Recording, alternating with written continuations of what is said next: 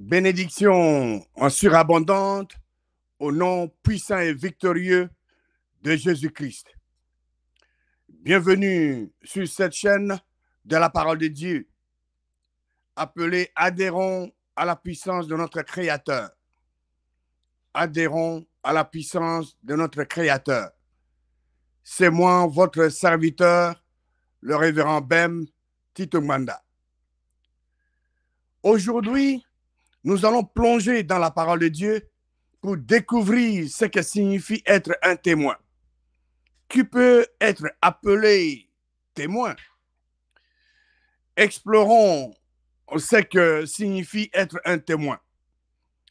Il ne s'agit pas seulement d'être spectateur à la frontière de l'histoire, mais de devenir quelqu'un qui voit, entend et porte une vérité si lourde qu'elle peut transformer de vie, voire les sauver. Allons dans le livre des Actes, chapitre 1.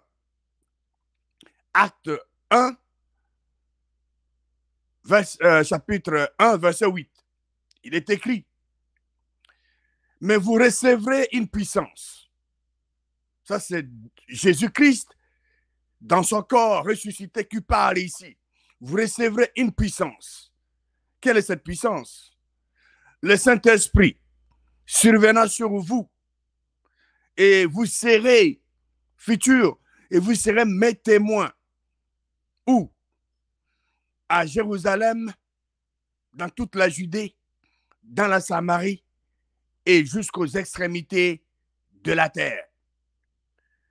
Vous qui me regardez ou vous qui me suivez maintenant, vous n'êtes pas à Jérusalem, vous n'êtes pas dans la Judée, vous n'êtes pas dans la Samarie. Donc, vous faites partie des extrémités de la terre. Le message de Jésus-Christ est pour vous également. Vous voyez, le moment où l'Esprit de Dieu entre en vous, vous devenez plus que vous-même. Vous devenez témoin de Jésus-Christ. Parce qu'une fois que vous recevez le don du Saint-Esprit, vous recevez la puissance d'en haut, telle que nous venons de lire dans Acte 1, 8. Vous recevez cette puissance que Dieu avait promise. Mais qu'est-ce qu'un témoin exactement? Très bonne question qui mérite une très bonne réponse. Dans le langage courant, c'est une personne qui a vu ou a entendu quelque chose directement. Quelqu'un qui a vécu un événement d'une manière si intime qu'il peut en témoigner avec certitude. Un témoin doit savoir ce qu'il a vu ou entendu. Quand le moment vient, il doit parler avec une conviction qui fait taire le doute. Voilà, c'est ça le témoin. Il a vu, il a entendu. Le moment arrive, on lui pose la question, il donne les détails. Comment la situation s'était produite dans le monde des détails. Pas de doute, pas de confusion. La preuve n'est pas optionnelle, elle est essentielle. Voyons maintenant le cas de Jean. Qui est Jean? Jean, c'est l'un des apôtres le plus proche de Jésus-Christ, notre Seigneur et Sauveur. Il ne s'est contenté pas d'être là à quelques moments importants. Apôtre Jean les a vécus tous. Le jour où Jean-Baptiste s'est tenu dans les eaux du Jourdain jusqu'à l'ascension de Jésus-Christ dans les cieux. Jean écrit ce qui suit. Nous allons dans 1 Jean chapitre 1 et nous allons lire le verset 1 à 3. 1 Jean 1, 1 à 3. Ce qui était dès les commencements,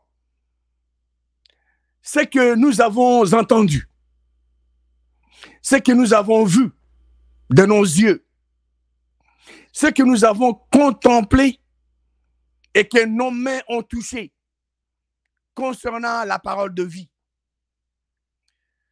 Nous venons de lire le mot commencement. Jean dit ce qui était dès le commencement.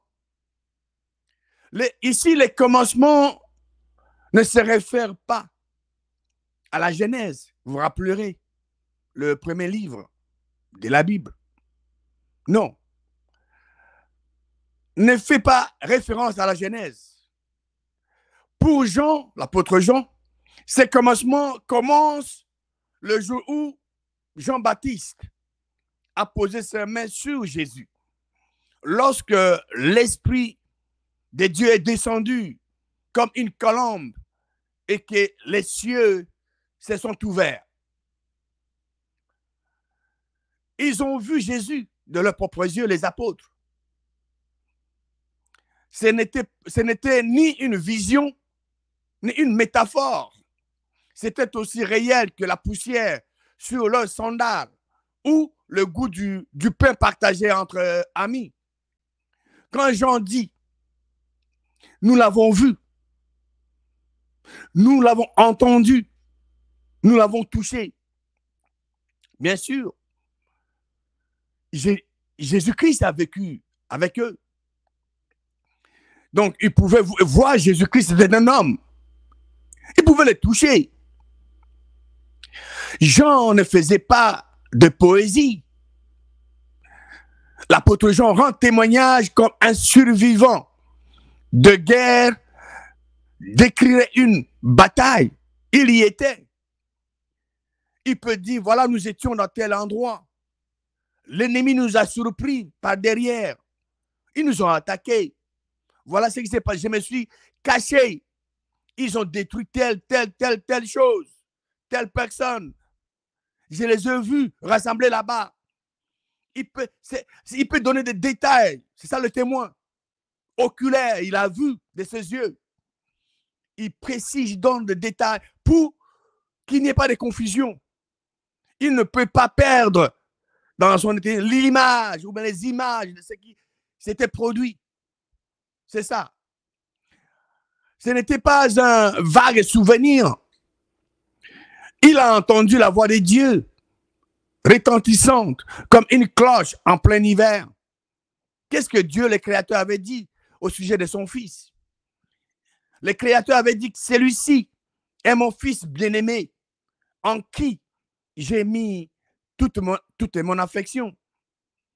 Vous vous rappellerez, quand Jean-Baptiste a terminé de baptiser Jésus-Christ et que Jésus-Christ est sorti de l'eau, la parole de Dieu dit que l'Esprit de Dieu était descendu comme une colombe sur lui. Et les cieux sont ouverts. Et une voix fit entendre des cieux. C'était audible. Cette voix était la voix de qui? C'était la voix de Dieu, le Créateur de toutes choses. Qui a envoyé Jésus-Christ sur cette terre pour racheter l'homme? Qu'est-ce que cette voix disait? Dieu, le Créateur, était en haut. Jésus-Christ était sur la terre. Il venait de sortir de l'eau après avoir été baptisé par Jean-Baptiste. Cette voix disait, Dieu, le Créateur, disait, pointez du doigt,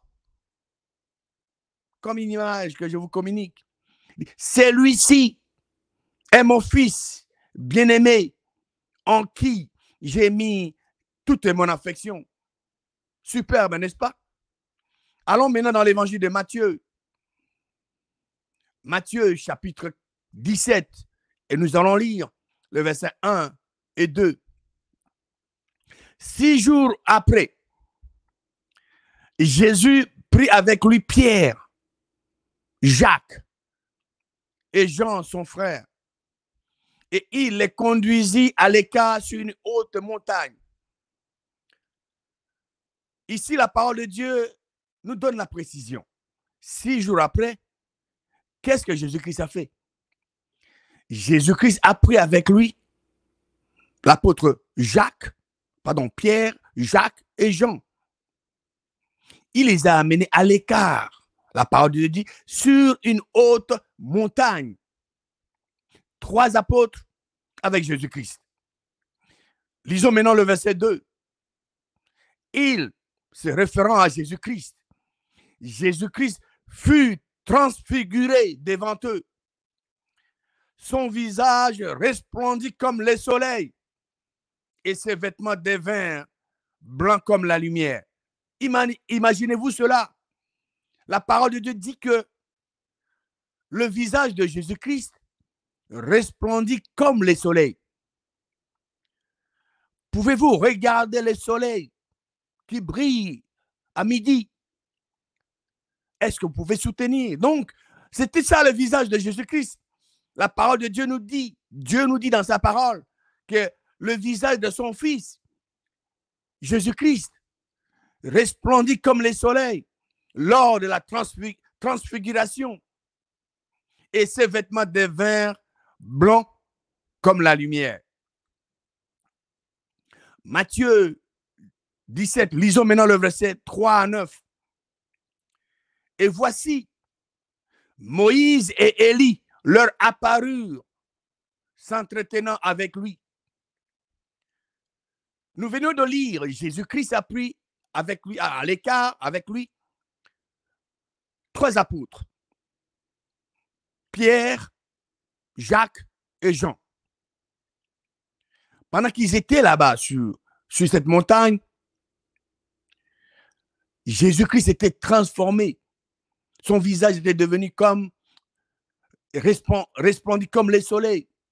Ses vêtements devenus blancs comme la lumière. Et la parole de Dieu nous dit ici que Élie, qui était mort, Élie et Moïse, qui étaient déjà morts, apparurent à ce Jean. Donc Jésus-Christ et les 3 apôtres.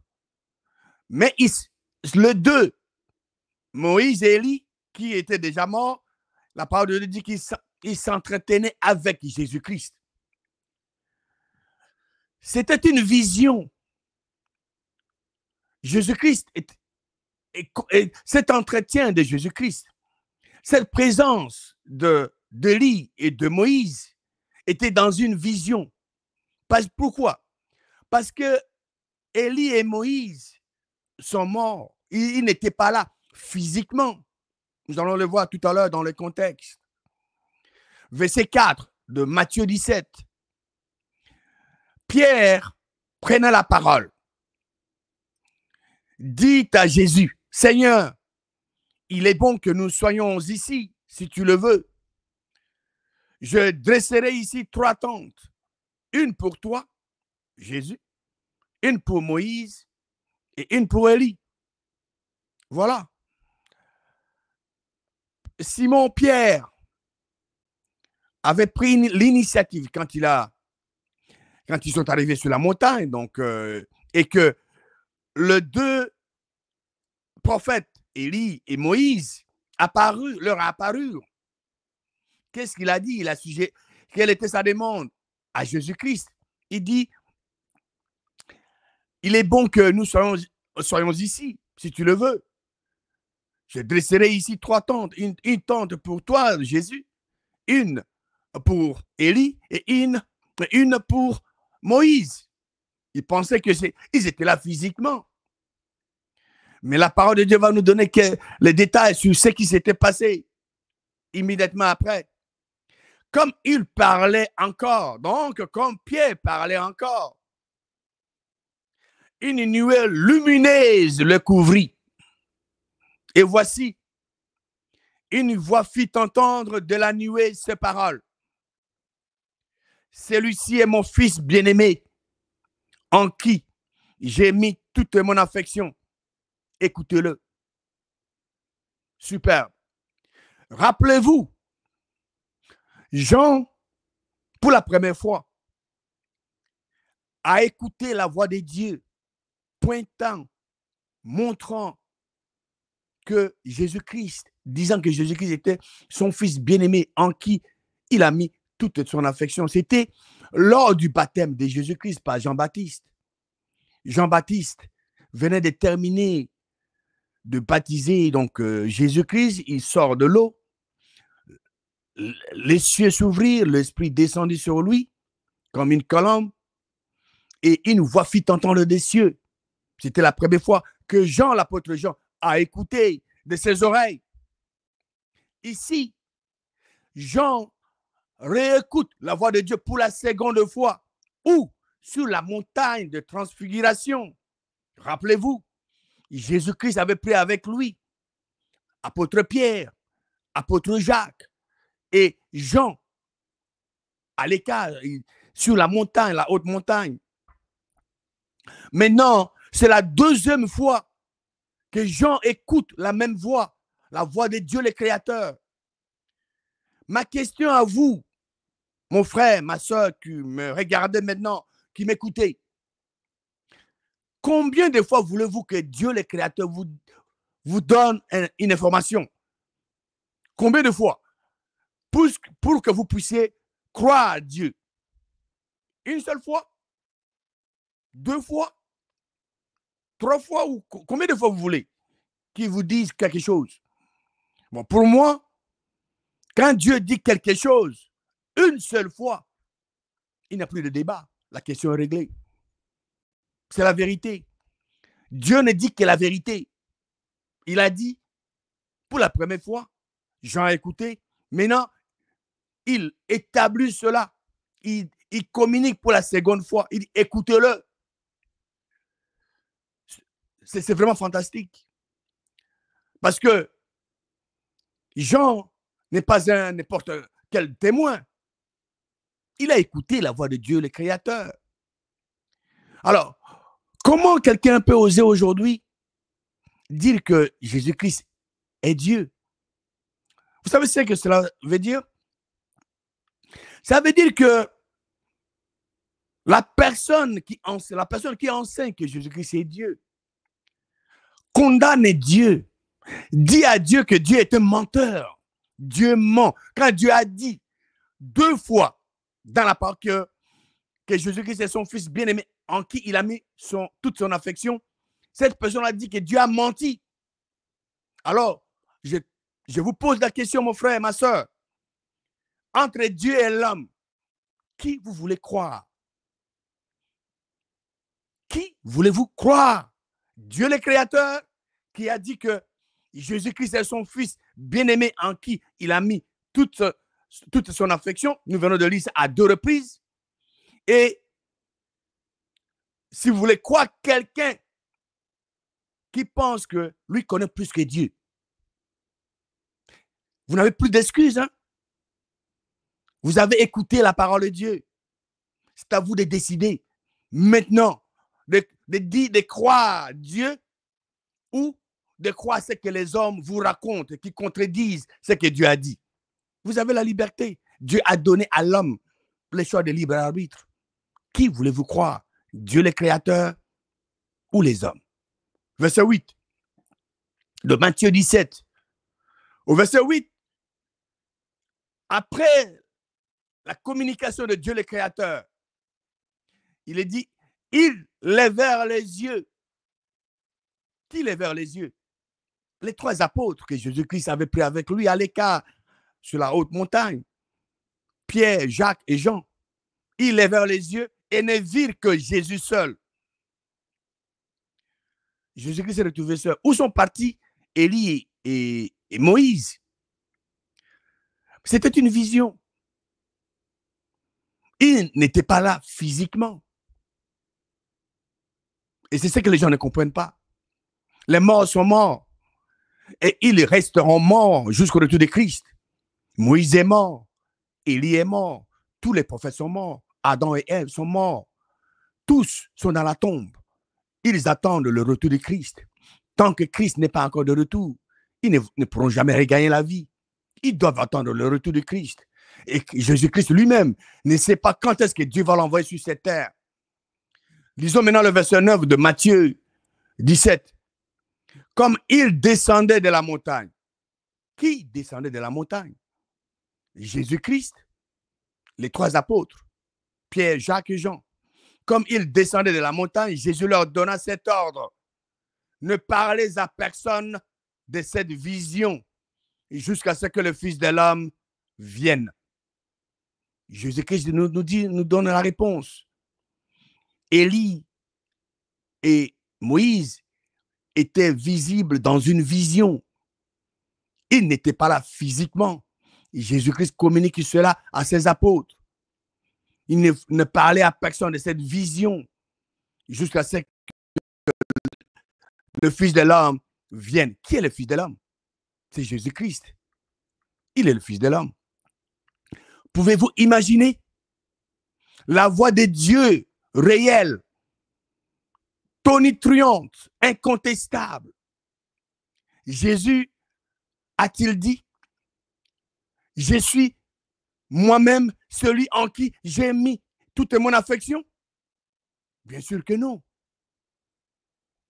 Dieu a désigné avec clarté, avec précision, celui-ci est mon fils bien-aimé en qui j'ai mis toute mon affection. Et pourtant, certains aujourd'hui compliquent ce moment en affirmant que le Fils est Dieu, comme s'ils avaient découvert une vérité cachée que le Créateur lui-même aurait omise.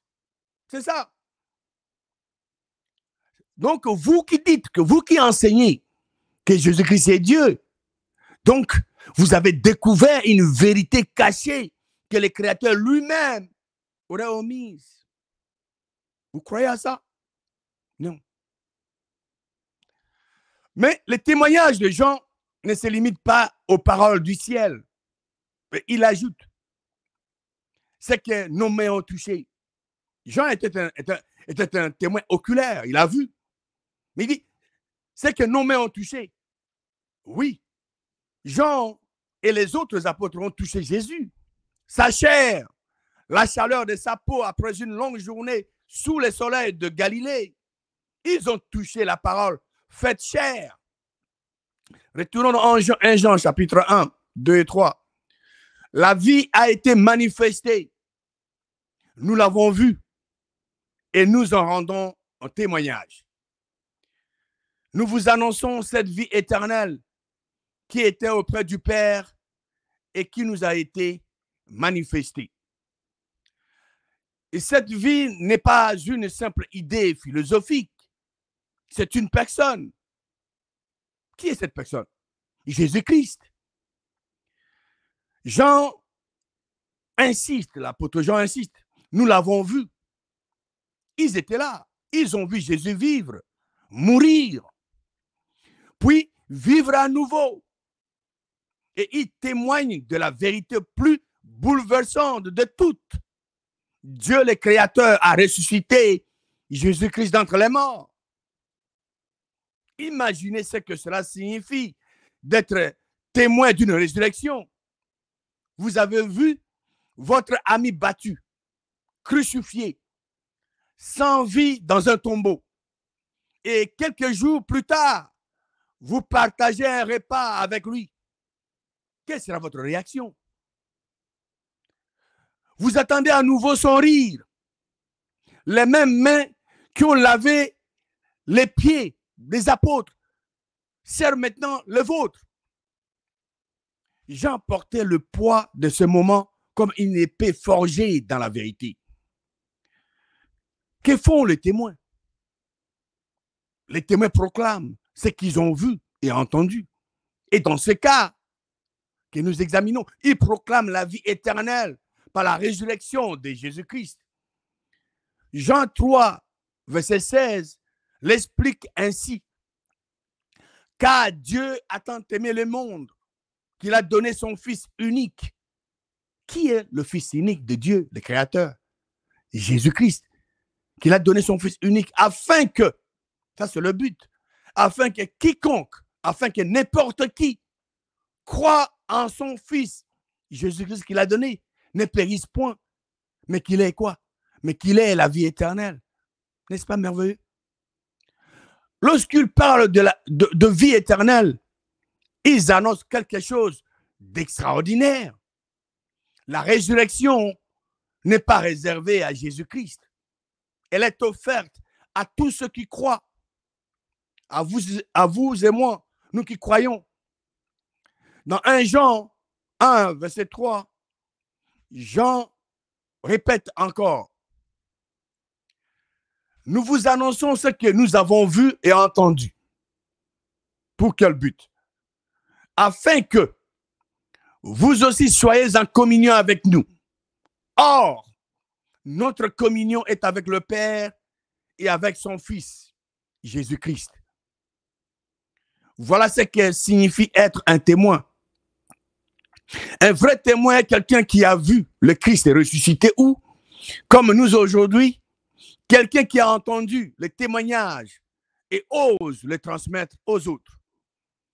Nous témoignons parce qu'on nous a raconté ce que d'autres ont vu, entendu et touché. Et la preuve, c'est quoi? C'est la puissance incontestable du Saint-Esprit qui se manifeste par des signes que personne ne peut contrefaire, comme la manifestation du Saint-Esprit appelée parler en langue. Quand vous parlez en langue, vous témoignez la résurrection de Jésus-Christ. Donc, un témoin n'est pas seulement quelqu'un qui raconte une histoire. Il la porte comme une lanterne dans la nuit, guidant les autres vers la lumière de la vérité. Il ne témoigne pas pour l'applaudissement des hommes, mais parce qu'il sait au plus profond de lui que le message qu'il porte, les témoignages qu'il fait, a le pouvoir de libérer la vie éternelle.